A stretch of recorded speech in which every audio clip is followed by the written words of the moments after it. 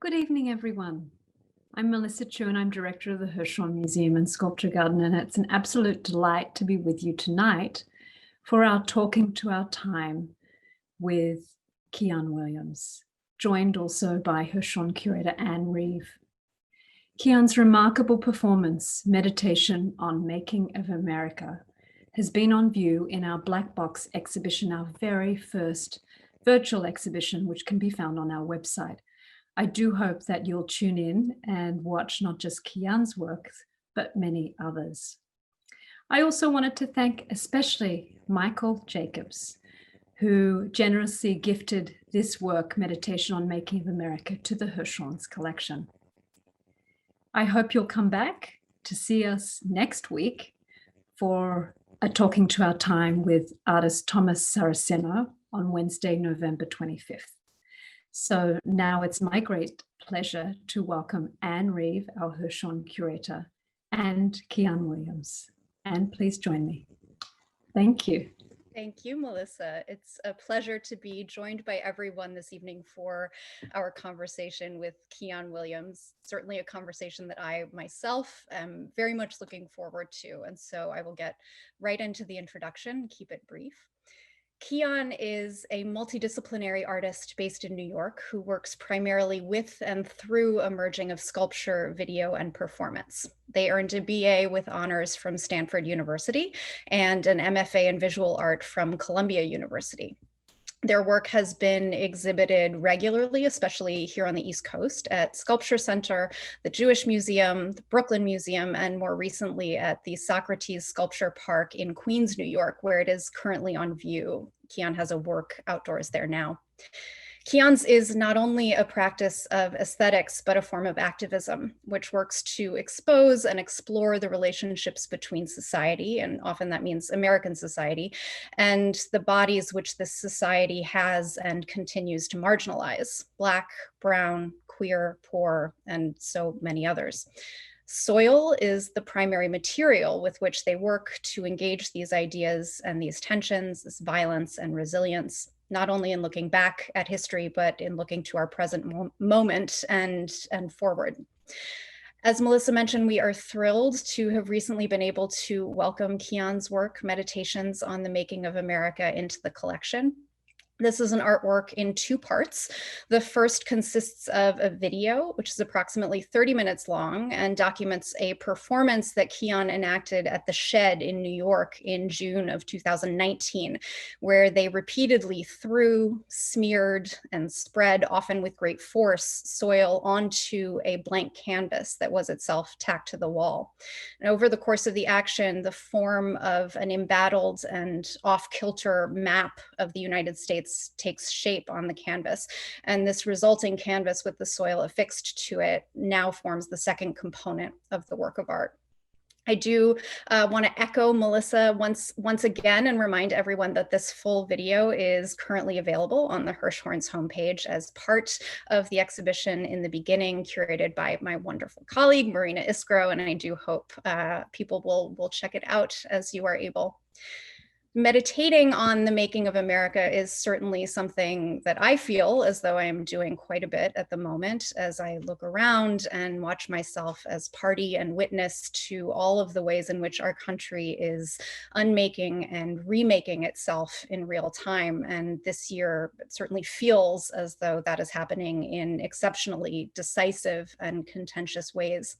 So it's a great time to hear more from Kian, not only about their broader practice, its evolution and influences, but also about this work and how it registers now. So Kian, I will invite you to turn on your camera and join us. Hello. Hi, Hello. Anne, how are you? I'm well. It is wonderful to see you. Likewise. Thank you so much for joining us. So I wanted to start with soil, with dirt, which in so many ways forms the I guess pun not intended, but acknowledged the bedrock of your practice. So I was hoping you could share with us sort of the origins of how you first connected to this material, how it became important to you, and what its meaning now is for your practice. And then through that, I thought we would get to unearthing this work from 2016. Totally. Before I jump into that answer, I just want to again echo my my thanks for you and the Hirshhorn inviting me to give this talk today. And I just want to thank all the people who helped make this moment happen. I'm truly appreciative in that we finally get a chance to expand on conversations we've been having over the course of a few months now. Soil. I arrive, or as an entry point into that question, I thought that I might share some words that I recently wrote, inspired by the many conversations that we had, that sort of thinks through my approach to working with soil as a both material and a metaphor. Wonderful. Particularly grateful because it's been a challenge to write with clarity and lucidity during the conditions of the pandemic. And so I was so excited. Many of us empathize with reality. Totally. So it felt great to have a moment to reflect on my practice with a sense of depth. So I write, I am a transdisciplinary artist and scholar, trans as in transgressive, as in transgressing discipline and disciplinarity, whose practice spanning performance, sculpture, video, research, and writing are a form of embodied theorization, engaged in the study of Black life as it is enmeshed and entangled in feminist thought, queer and trans studies, and ecological studies. My creative practice is a means through which I articulate and make tangible observations and experiences within the material, emotional, and psychic worlds using the full range of my sentience: sight, smell, sound, touch, taste, intuitive knowledge, faculties for which I have yet to find language. As a dissident to disciplinarity, my practice takes up many fields of study, forms of labor, and modes of analysis. At times, my practice takes up the activity of archivist, archaeologist, ethnographer, historian, griot, researcher, ecologist, metalworker, mushroom enthusiast. In all of this activity, I bear witness to the world I inhabit and inherited. I collaborate with abject materials, soil, architectural debris, fungi, listen to the stories they hold, listen to and unearth the voices and lives of those whose names are unrecorded in the documents we use to construct traditional histories, observe how they forge community. And so I think that, or I use that as an entry point into your question, to say that I arrived at Soil and thinking about the ways that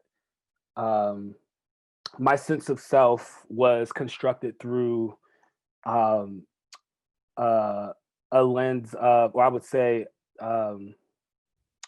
through a space of abjection, and thinking through the ways that Black, queer, and trans and working class folks exist under the conditions of the world we inhabit. Simultaneously, I think that I approach Soil through considering these questions that I think we all ask ourselves. Who am I? How did I get here? Who do I come from? Who are my people? And I think for Black people in America, that's a particularly fraught question. That yearning for origins and ancestry, given the conditions by which Black people came or were brought to the United States through the system of chattel slavery and human trafficking. Um, those questions of belonging um, and origins ultimately led me to to soil, to think about or consider the land and the geographies of the peoples who are part of my own ancestry, my forebears, the geographies they traveled, um, a desire, I guess, for a sense of grounding or like belonging to a place, um, and a desire to be rooted in a place. Mhm. So all of those sort of many meanings for me were embodied in soil. Mhm. And I recall being a child, and one of my favorite sort of memories from my childhood is visiting my grandmother's family in North Carolina, a very small rural town um, that that was formerly a plantation. And I recall driving to the South road tripping with my grandmother, and her pulling over on the side of the road. My grandmother's like a very she's like a very fashionable woman. She's like, you know, well manicured, well put together, always Comes dressed. at it very honestly. Thank you. And so I recall so poignantly her pulling over and like pulling over to like like just a vast field, and taking her shoes off and walking on the field and recounting, you know, stories from her childhood of growing up farming. Her father was a sharecropper, and her like having this sense of wonder when she like, you know, identified the plants and the different crops that she used to grow. Um, and so that experience of witnessing like her sense of like exuberance when reconnecting to farms that she was raised on, and sharing her experiences growing up, you know, literally farming on the land, also kind of connected to those questions I had about like where I came from, and knowing that having a very intimate connection with land, both exuberant, transcendent, and violent, Mhm. is an intimate part of a Black American experience. Mhm. Mhm. Um, and unearthing this work is an example of you actually doing that, right? Going to your own past and your own childhood in certain ways and starting to explore all of those ideas that you were just so elegantly sharing with us in through this performance. Can you talk us through what we're looking at and how this was staged? Totally, totally. Unearthing, wow, it's my baby. This was my first We're going publicly, back. We're going back. we are going back, totally. This is my first publicly presented performance. Um, and this was staged in New York City at um, Dixon Place, an experimental theater in Bowery neighborhood. In the performance, um, I gather and dig up soil and flora um, from a park nearby, um, nearby the theater, that was also formerly, or that is currently, an unrecognized burial ground of enslaved Africans in New York City. Mhm. And that's where I mined this soil.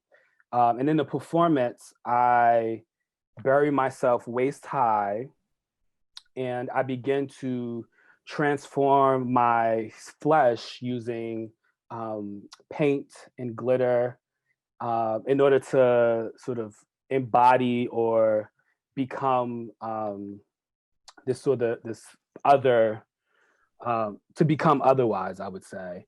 Mhm. Um, and as um performance or during the performance, as I'm burying myself and transforming myself, I sort of share stories of from my own childhood of contending and reckoning with the gender binary that was imposed on me, um, and hegemonic notions and really suffocating notions of identity. Mhm. But it was through this process um, of grounding and rooting myself in the soil through which I confront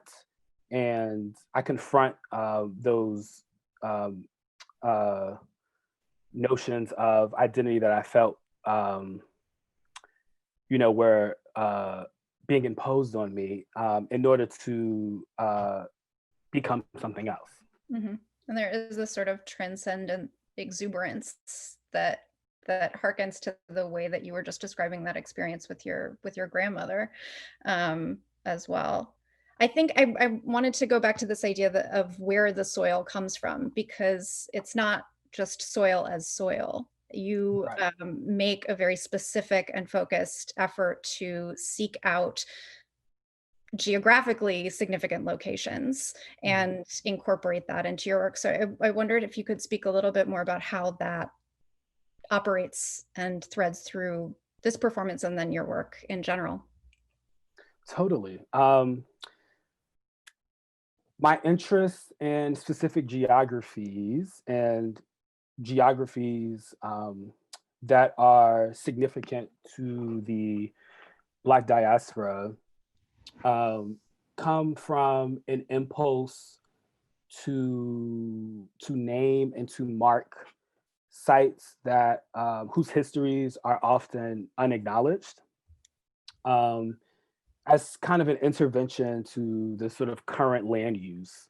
So the site where I source this soil from is an open park, where people play basketball and um, engage in various recreational activity, but the history of it isn't named or acknowledged publicly.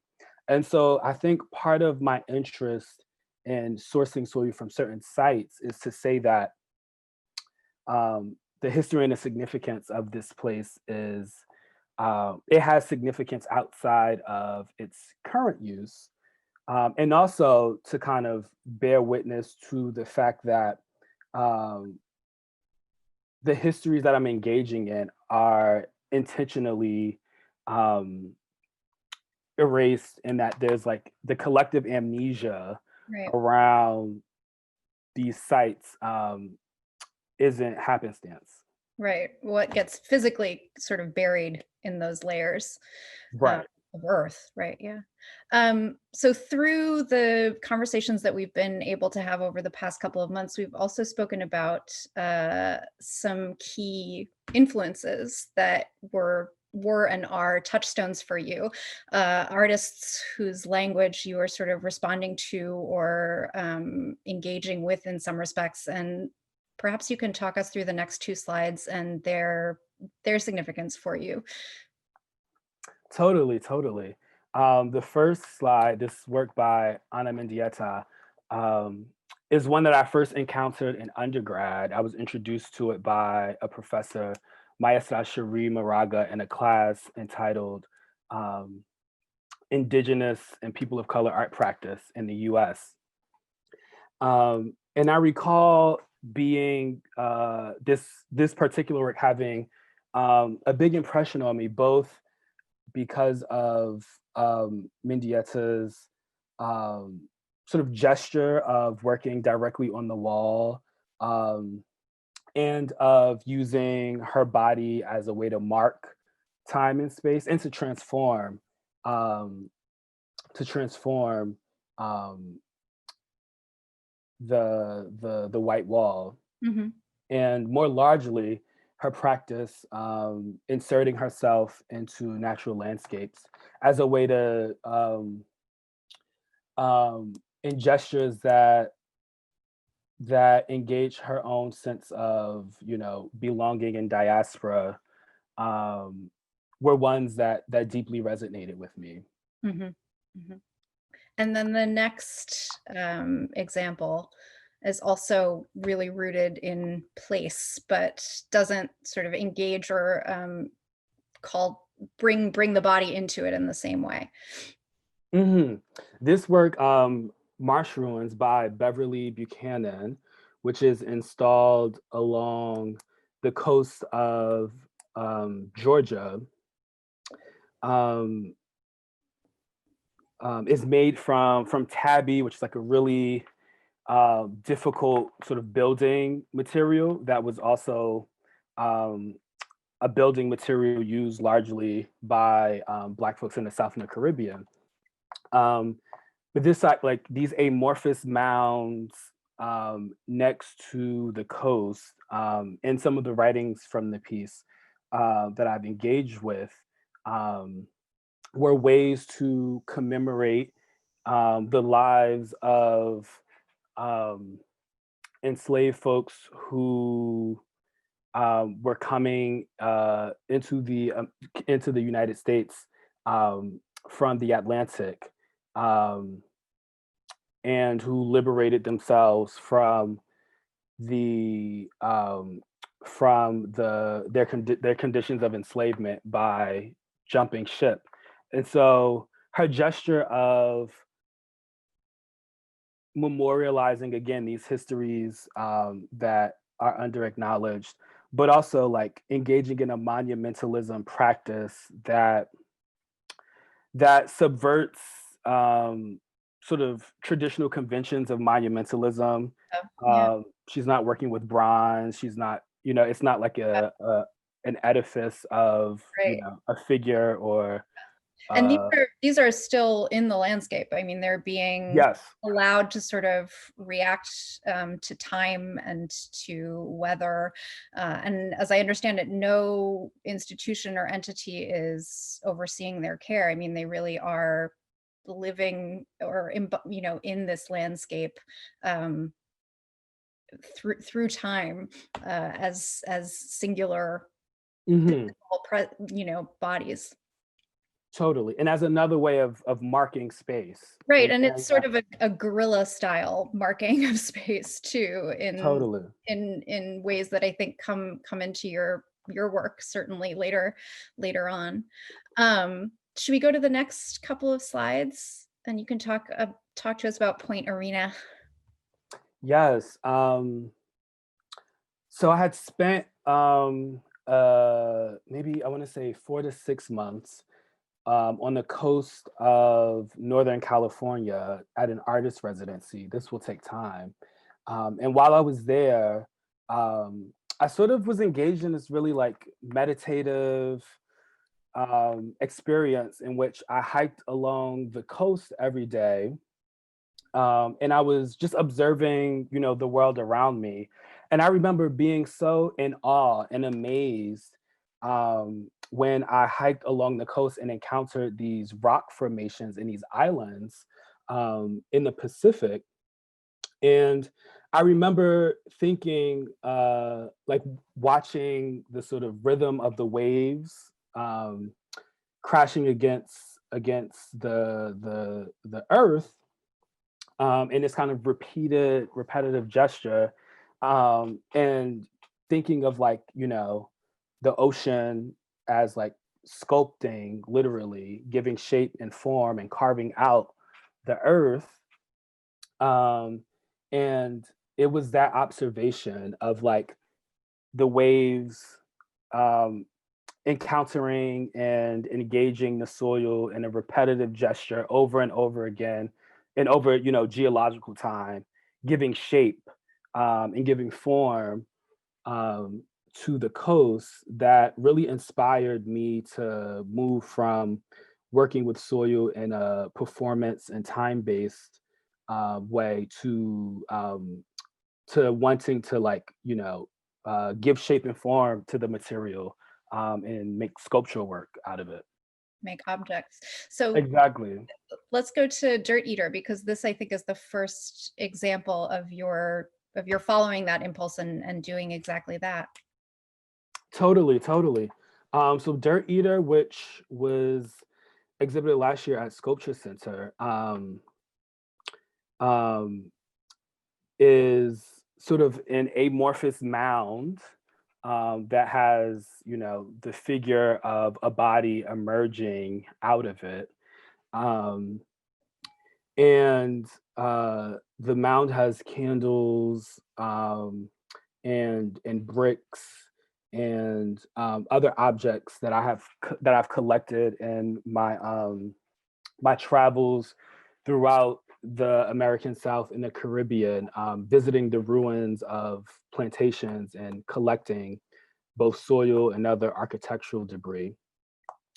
And I got the inspiration for this particular work while doing research into specifically doing research about um, the conditions of in the lives of Black people on plantations in the South in particular. And I encountered these lithographs, these drawings um, that depicted um, um, enslaved Black people wearing these torture masks for as punishment for consuming soil. Hmm. And then because of my interest in thinking widely and largely about the many relationships between um, the African diaspora and soil, I sort of focused in on this one particular topic and tried to find more of this practice of geophagy. And what I learned was that in the 19th century, geophagy was and continues to be a very common practice. But in particular, within the context of um, under the conditions of chattel slavery within the United States, um, geophagy was considered a disease and pathologized by under the Euro-Western medical practice. Um, and so enslaved folks would sort of exploit Euro-Western medical practices around geophagy and intentionally consume soil um, as a way to withhold their labor.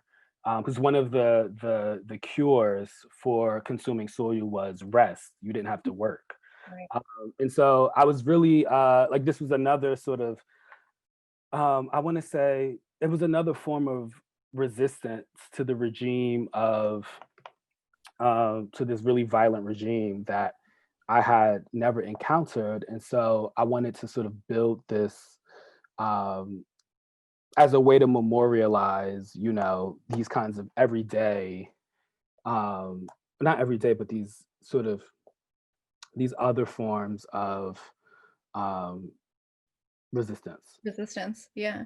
And there's a performative component to this as well. Yes? Yeah, so in the performative component, I am um, um, consuming soil while in front of the sculpture.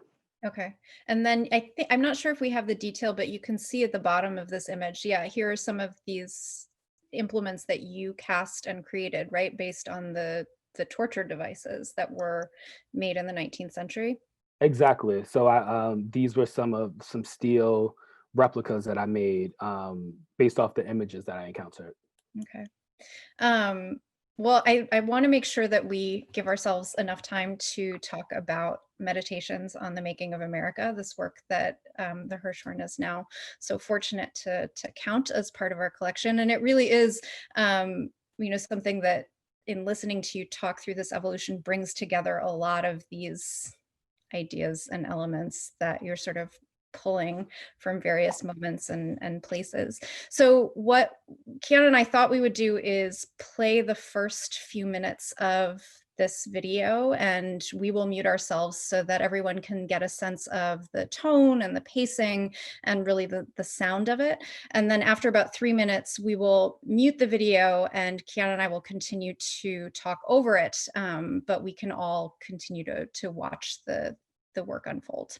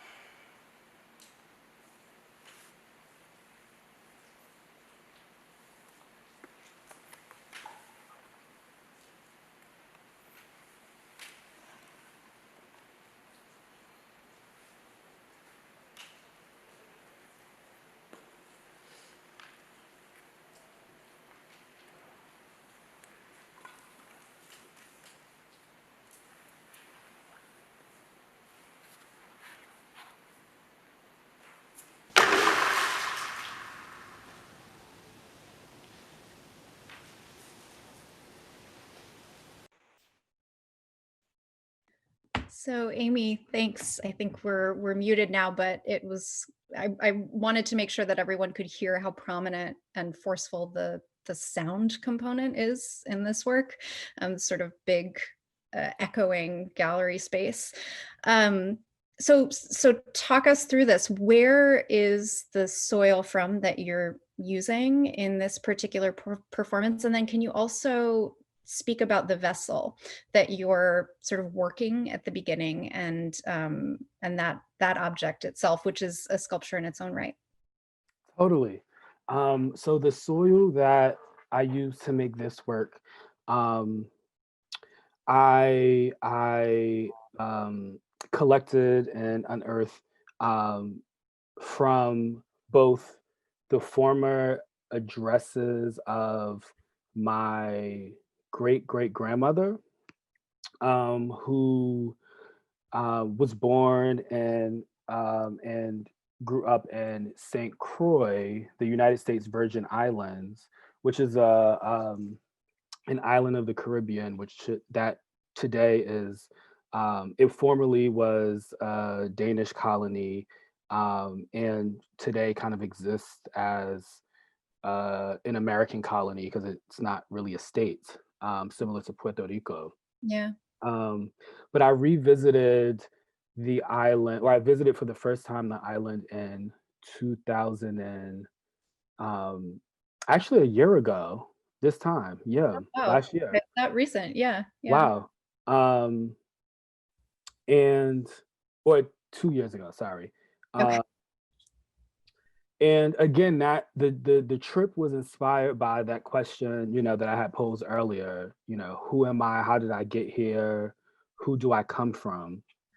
And that trip led me through, like, archival digging through Danish archives in order to sort of trace the migration routes of my ancestors. I arrived at the ruins of what previously was the house that my great grandmother had lived in. Um, and I began to collect, the bits of architectural debris in the soil from that site. And I also visited um, a nearby plantation that I also collected soil from, and used that in order to um, use that in this performance. Okay. And those are abandoned sites, right? So you're just gathering, no one is overseeing you as you're gathering this soil. This is a, a guerrilla style action in its own right. Totally, as in, like, I never get permission Right. when I'm doing this. Mhm. I guess sometimes. Well, I don't say that. Yeah, I never get permission when I'm doing this. Noted. Yeah. Yeah. Um, and the ruins of the house that I got this from, which the house itself was likely destroyed by hurricanes in the area, which speaks to the sort of crisis of climate change and how that impacts certain communities. Yeah. Um, but it was a residential neighborhood, so there was a house next door, and there were people around. Okay. And so, like, some of the houses were in states of ruin, or like ruination, and then some of them, were uh, houses that folks lived in. Mhm. And what about the vessel? So it looks like there is a sculpture of a figure also made of this earth that is Yeah, lying in the sort of coffin. Can you speak to us about the significance for this work of that object? yeah. So the vessel, I created after looking at images and diagrams um, of um, of slave ships. Um, this sort of this shape of um, an arc with uh, sort of rectilinear base, Mhm. that kind of inspired the form or the shape of it. And then I cast my face in soil, and uh, which is inside, and so it's sort of the face is inside of um, this sort of container, the vessel that is filled with mud. Mhm. And how did you decide on or define your own um, sort of character and role in this performance, especially actually good timing because we have another a partner that comes in now. And I was hoping you could hear or could speak to us about who this is, how this person comes Totally. into the mix, and especially actually the costuming, because it seems that it's clearly very deliberate and very distinct from one to the other. Right. So this uh aesthetically, the work sort of takes up um sort of early performance art conventions, like Mendieta, whose Yeah. work we looked at earlier. Yes, and whose uh, I was just reminded whose birthday it is today as well. oh wow, happy Happy birthday. yes. um um and sort of, like, performance process as a mode of making, and during like live performances, and this performance in particular, I typically like just wear kind of like, you know, ver- vernacular everyday clothes, Mhm. because I don't necessarily want uh, my dress to. I really want the focus to be on the material and the action. Mhm. Um, and so I chose to wear all white because um, I wanted my clothes to also reflect this kind of transformation that's simultaneously happening on the canvas. So that in some ways, my clothes also, you know, are also a canvas that is transforming throughout the performance. Um, and then the performer in the video is a really brilliant dancer, um, who um, performed with me, um, re re-performing Bruce Naumann's wall floor performance at his retrospective at um, the MoMA. And so I had And that's performed. where you met?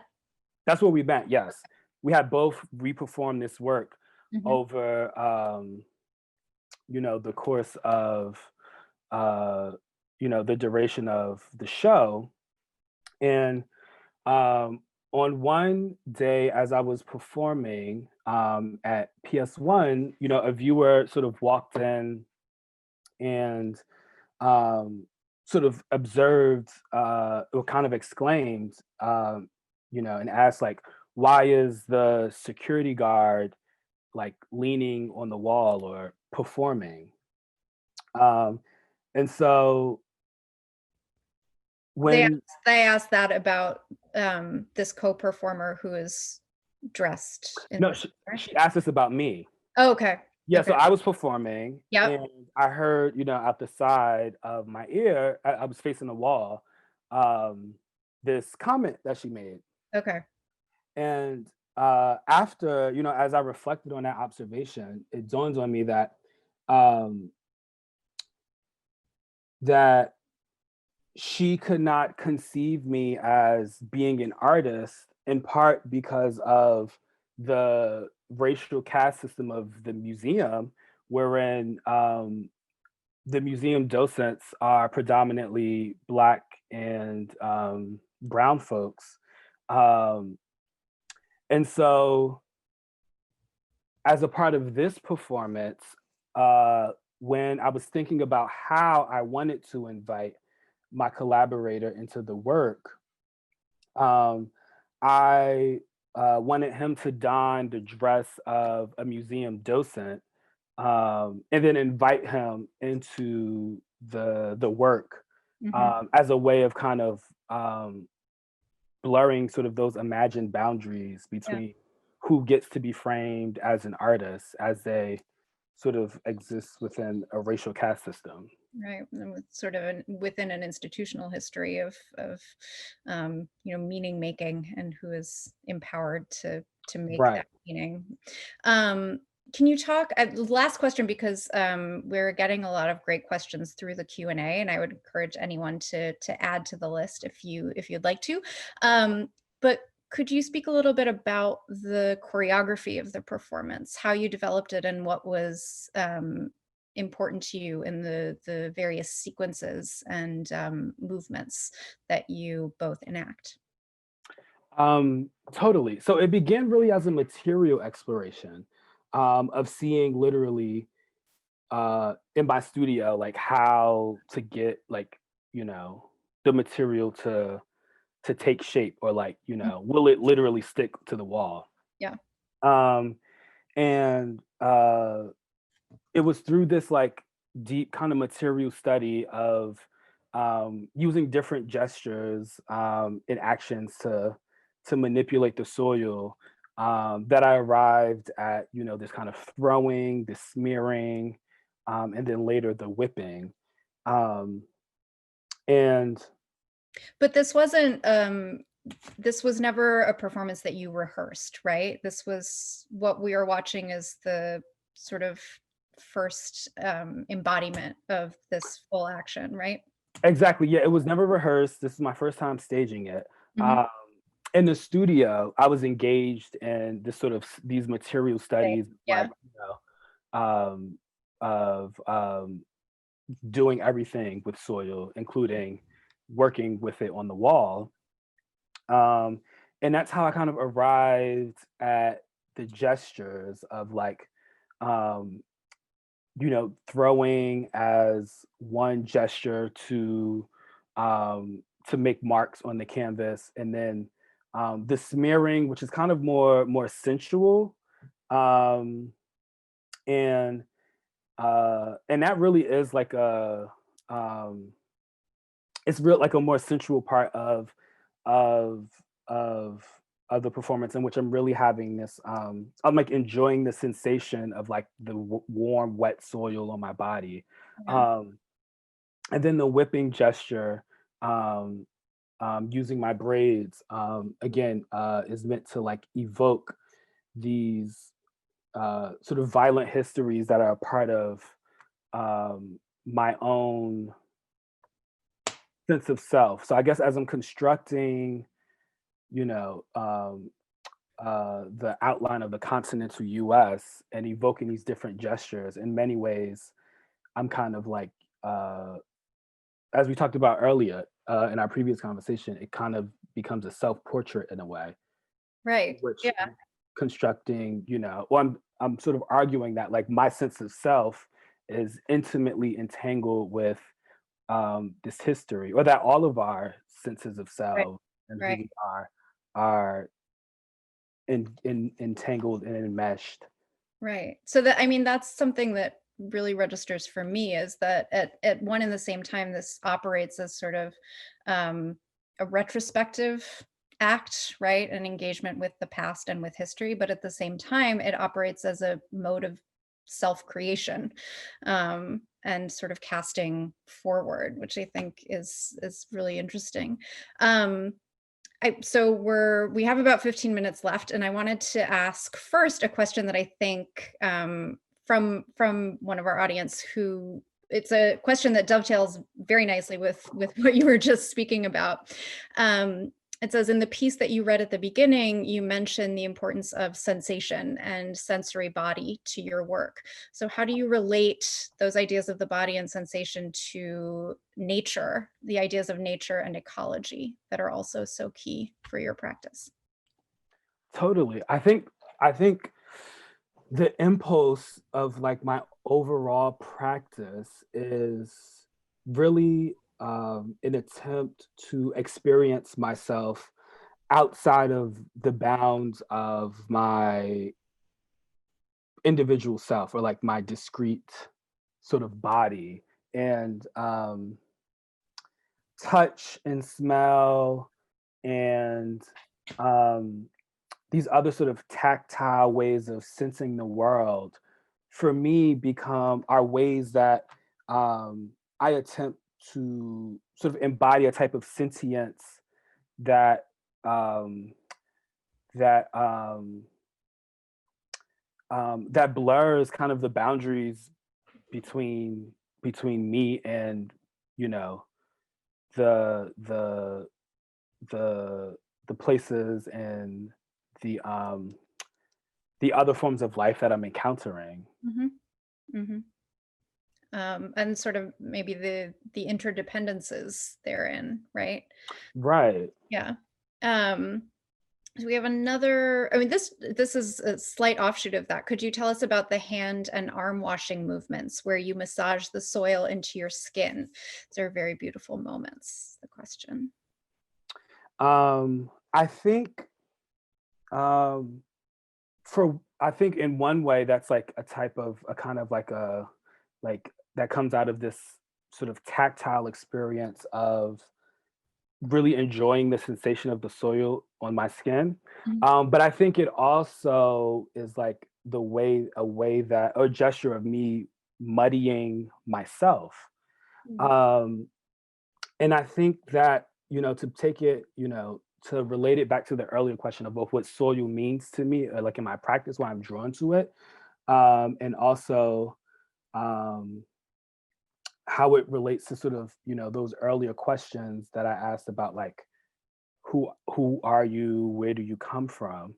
I think that in my sort of exploration and through my practice and through the sort of the continuation of like digging and not necessarily arriving at a destination, that question has shifted from like who are you to how do you want to be.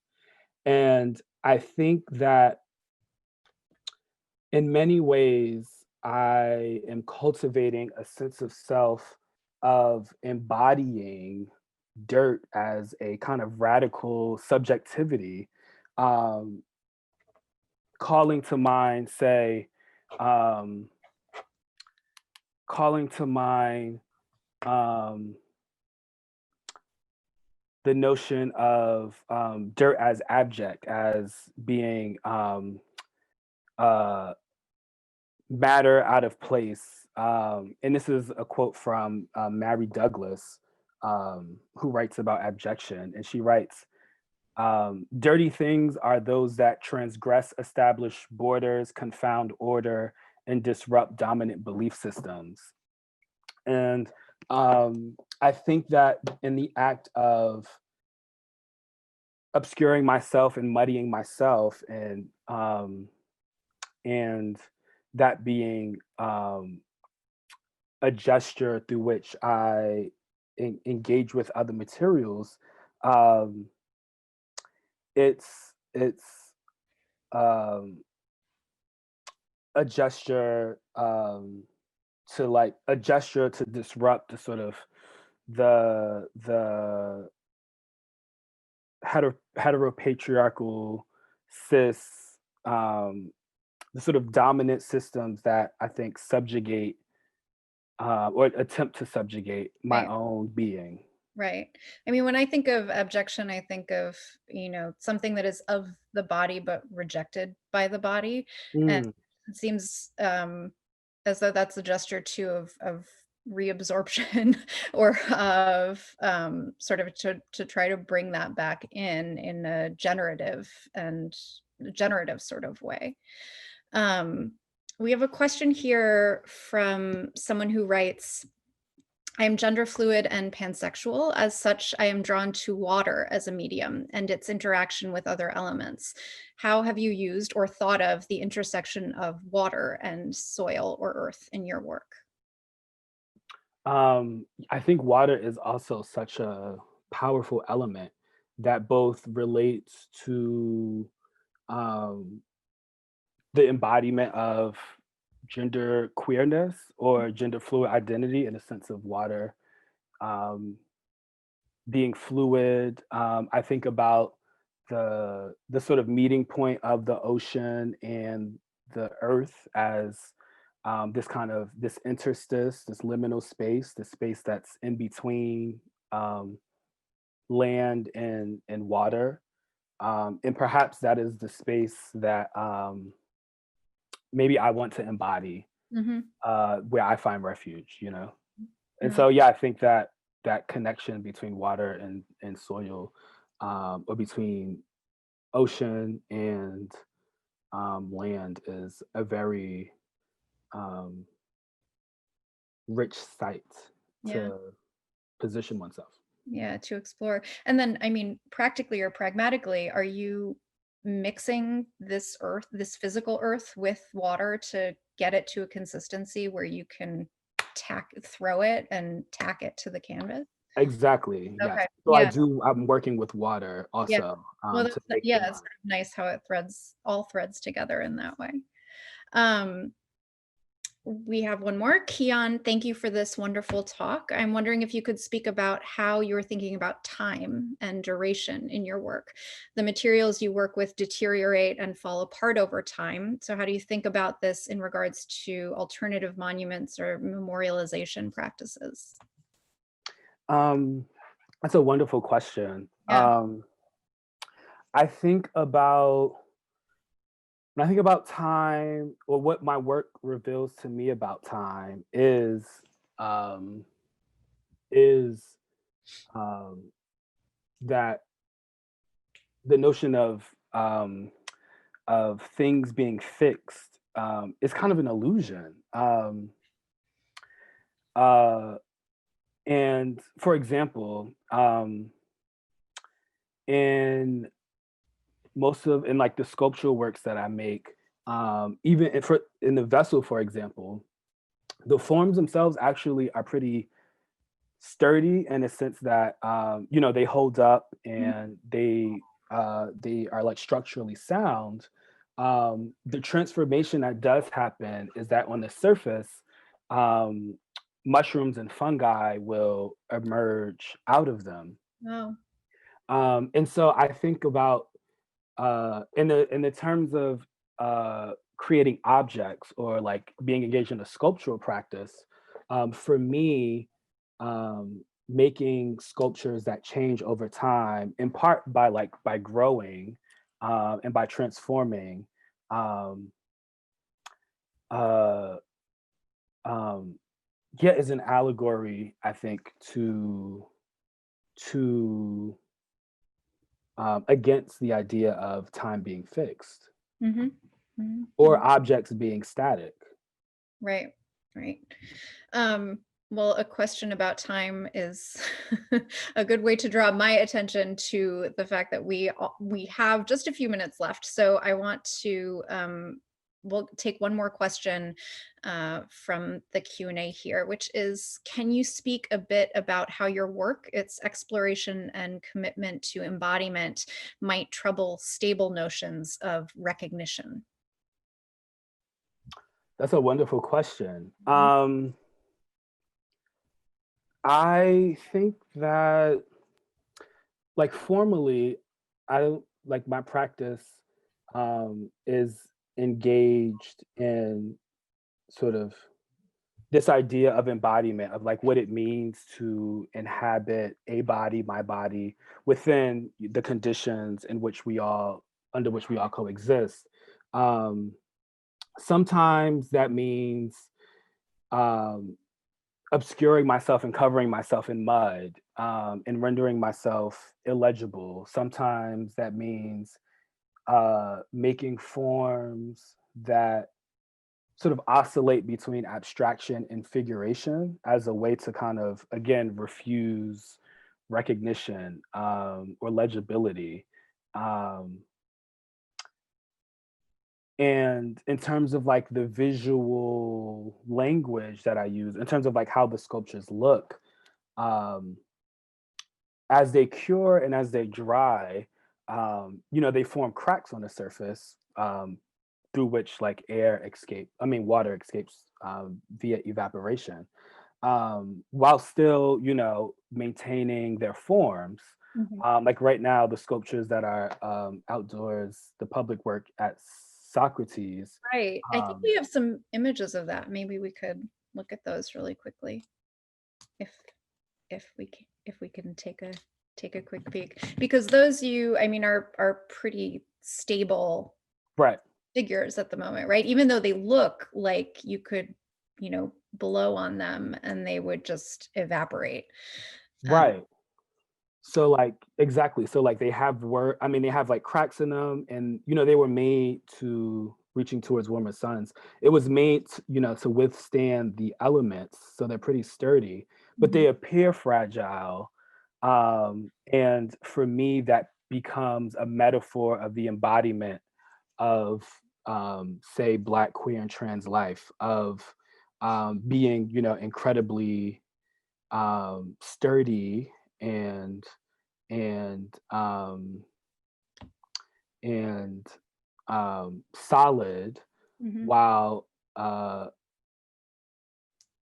seeming or appearing to be fragile, and appearing to exist under conditions that might not be sustainable. Mhm, mhm. Um, is there anything that you want to make sure that we touch on before we bring this to a close?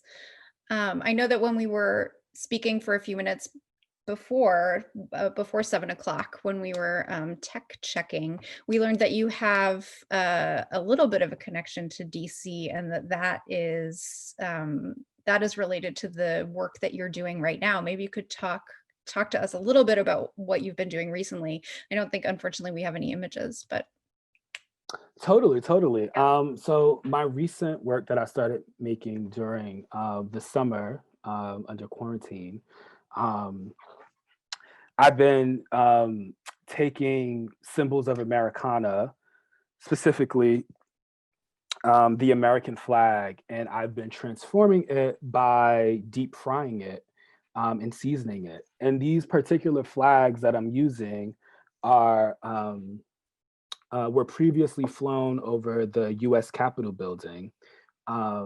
So when I was in high school, I interned as a congressional page for the House of Representatives. right, that's what I didn't know. I learned that Mhm.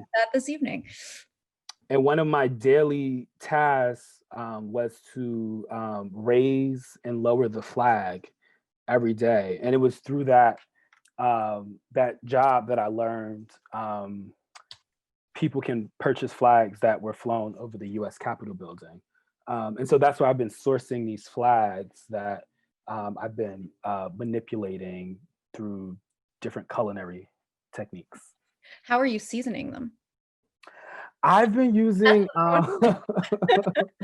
I've been salt, pepper, paprika, which Okay, actually adds a really nice coloration. It's like how I I get would this imagine. charred look. Yeah, yeah. Mhm. Um, well, I hope one day to be able to see some of those and how that body of work is playing out for you.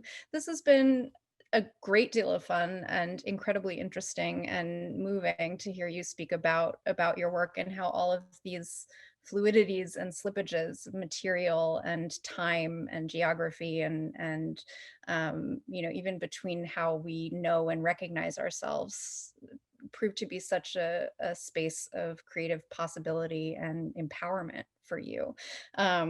You mentioned earlier this idea of pursuing a line of inquiry that asks, who are you and who do you want to be? And that registers for me very much when I hear you speak and look at the work. And certainly it registers for all of us, I think, just as humans on the planet. So is there anything that you'd like to say in closing? I'll just say this was such a pleasure, and Yes. I'm so um, glad that we got to have this moment. I won't call it a culminating moment, but I'll call it a punctuation I to Yes, a grace note. conversations we've had, and that I hope we'll continue to have. I look forward to it. Thank you so very much, Kian, for spending this time with us. Thank you. Take good care. Yes, you too. Bye bye.